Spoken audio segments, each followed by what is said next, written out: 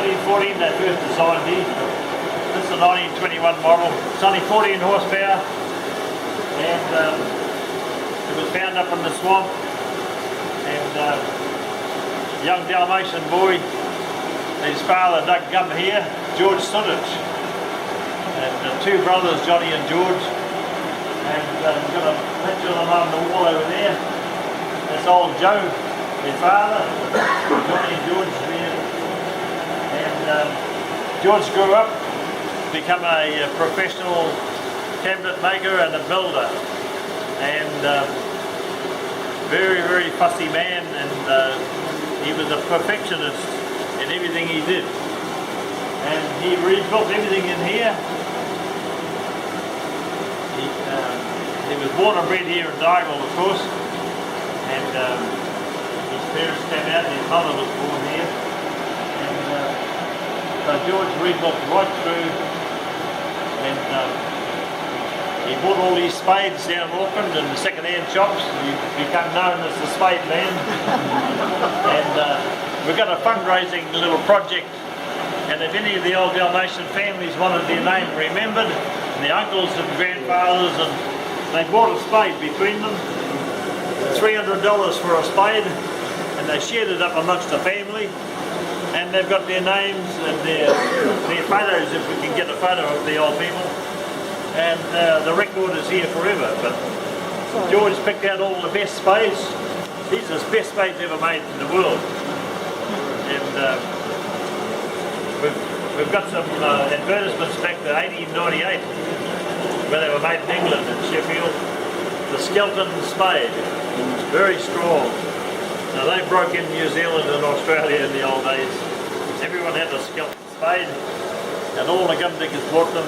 They had a spade and a spear and a bucket, and a 4-gallon kerosene tin, and they went out digging and looking for gum. And they worked very hard, and they were able to buy the land from the settlers after they'd drained the swamps and got the gum. And a lot of them became very rich business people and big landowners, and so hard work never hurt anybody.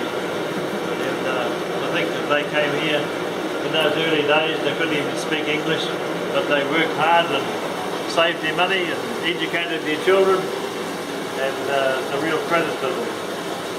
So we've got a great record here, the best record in New Zealand of the early Kiari gum digging whole process.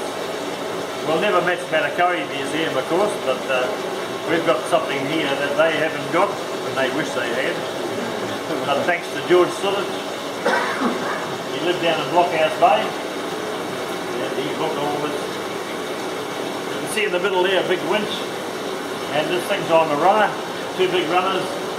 And when they wanted to shift this to the next swamp, they start the engine up, big long wire rope and a block of wood out there, pull the block of wood right out with a long wire rope on it, put it behind a stump or a rock or buried it in the ground, started the engine up, and it pulled itself along to the next farm. Because the swamp land, you couldn't pull it in there with horses or bullocks or tractors, it was too wet. So they used their brains there and put a winch in the middle. We've got a 500-gallon water tank under there, and we start the engine up, starts to pump up, shovel the gum dust into there, the big agitator turned it round and round and round, washed the dirt off, dirt went down that drain there, and the clean gum came out the other side. The old original barrel is around the corner there, the old wooden one, and there's a guy in Auckland, Roger Walton, a great engineer. He came up, and there's a photo up there on the wall of what the engine looked like when we found it in the swamp, a big heap of rust, but the flywheel was still free.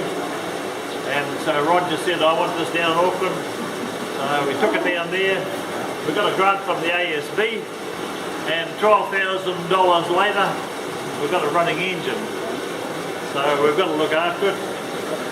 And we've got to use a little gas bottle to heat this hot bulb up.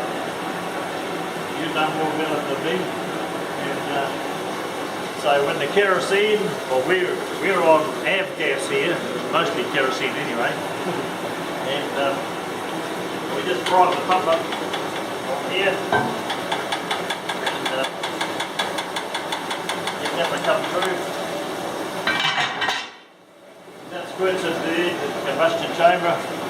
Now with the heat of that explodes the kerosene and away she goes. So let's hope it'll start up.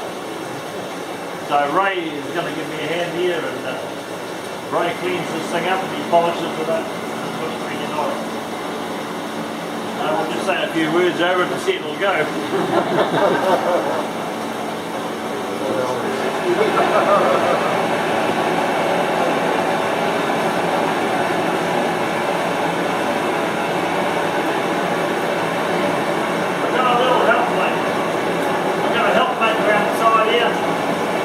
In the old days, they get some big strong guys to turn this by hand,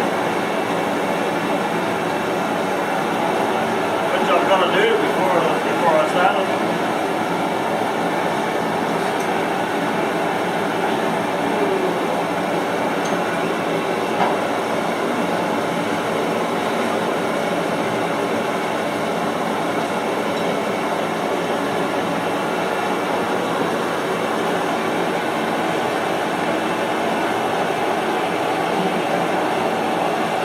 Don't sip the valve right at one go.